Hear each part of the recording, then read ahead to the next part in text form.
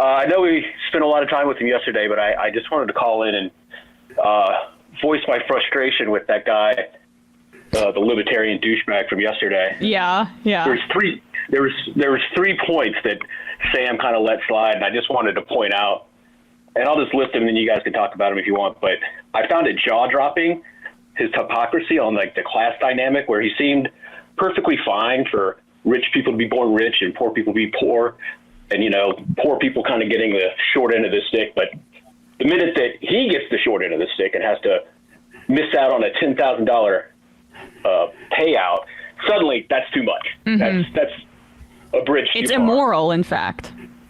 Right, exactly. But hey, if you're born poor, hey. And then I don't know what this guy, he studied economics, but he knows nothing about the banking industry, because there is no way that a 17-year-old kid can stroll down to a local bank and get $150,000, even a $50,000 loan. Yeah. You're going to have a cosigner. You're going to have a collateral. And I would argue if you have those two things, you don't need a loan. So that was just... I'll just say this. I, in my personal life, I've gone through the situation helping somebody secure a private loan for nursing school, and it is not easy. It is not easy for anybody who doesn't have a whole bunch of money to say, hey, here I got in case this goes... Right. It's the idea that private banking is the solution to this is... and look, I'm 33 now. That's the guess yesterday. I'm feeling a little bit... my edge is gone on calling these people idiots, but he doesn't know what the fuck he's talking about. And what he is arguing for is for a world where people's desire to educate themselves so they can interpret the world properly is capitalized on banks, and they draw heavy interest on it. It's a disgusting, immoral, I would say, position to hold. Yeah, completely agree. It was infuriating. And then last but not least, there was kind of a little light moment there at the end where, Sam was talking about the 90% tax rate from the 50s, and he kind of snarkily said, oh, it's very nice of you to let them keep their 90%. How gracious of you. And I felt like, that's a lot more gracious than you deciding that poor people should only go to the school that you think they should go to and the majors that you think they should have. So I don't know.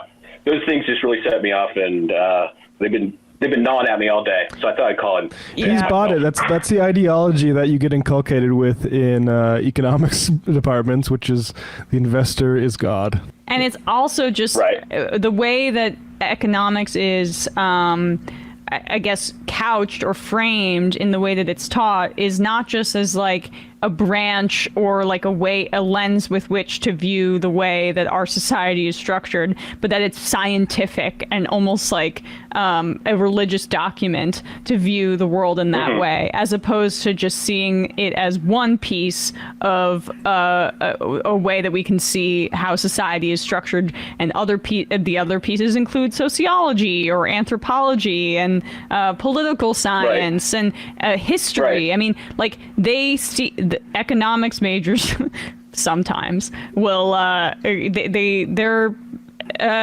indoctrinated.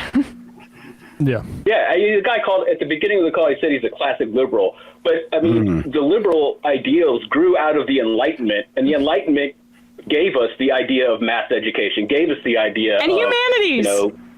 Right, exactly. Yeah. So I mean, it's just, I don't know. Someone made a comment at the end in the IMs that these libertarians wouldn't want to live in the society that they advocate for, and I think that pretty much sums it up. They just don't realize it. All right. Well said on all fronts. Appreciate it. You should watch the HBO. You should watch the HBO show, The Anarchists. I don't know if you have HBO Max, but I'm sure you can access The Anarchists, because it will confirm all of your prejudices about libertarians, or at least people who self-describe as libertarian. It's very enlightening. I have to check out that show, and also have to check out that libertarian call from yesterday. Apparently, wow, it was not a call. It was a debate. Oh, it was someone booked. Who was it? Some kid that thinks that a student loan forgiveness is bad. This guy Brad Palumbo is his name. Yeah, it was a long debate. Quite long. I remember back obviously before our show, I remember listening into when you had the professor libertarian call in from I can't remember university. It was Loyola. I want to say Loyola University in New Orleans. So the wait guy. Good times. Like it's we're nostalgic. Remember. Libertarians never like seem to get any better at arguing on this show, even though there's like 100 versions of the same call that you could just listen to and have like rebuttals for. Yeah, make like a dialogue tree and just don't make some of those mistakes, but it's always the same thing. Half of the people don't even seem to be like libertarians so much as just like very personally invested in themselves. And so it's just like, so like they just overestimate how much better the argument is going to sound coming out of their mouth versus like the actual quality of the argument.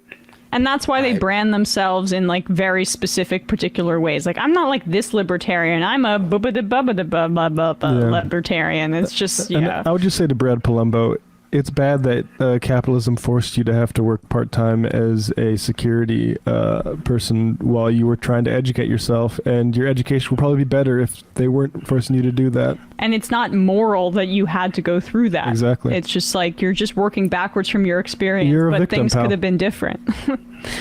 I think I'm going to change my my Twitter profile bio to say that I'm a libertarian. I like that. I mean, Brandon might beat you to it. I know. I think I only use libertarian as a coded term for a type of criminal that used to appear with Chris Hansen. Right. I think that teacher Tucker Carlson was covering was libertarian. Oh, Zing. There are a lot of libertarians on the right. Prairie Fire. A lot. I know. Jeffrey Epstein was a libertarian. He was a very strong libertarian. Matt Gaetz is about to go to jail for trafficking and libertarianism. That's the big problem. Although, I mean, Tucker Carlson on Outnumbered should have pointed out that the age of consent in Bulgaria is like 14 or something, and then he should like checkmate ladies. If they do it in Bulgaria, it has to be illegal here. I mean, that's why Andrew Tate is a libertarian over there in Europe, Eastern Europe, because you could be a libertarian there and not get in trouble for it. Dave from Jamaica says libertarians equals age of consent questioner. Yeah, you can just cut out that little age of consent part and just like lead right to the other word. I actually really like this. Has got to become an ongoing gag now, where we just use that word the word libertarian as the de facto for the other words that describe being a libertarian. Libertarians might be mad. I mean, to be fair, it is what they're doing to the left, calling everybody groomers. Right.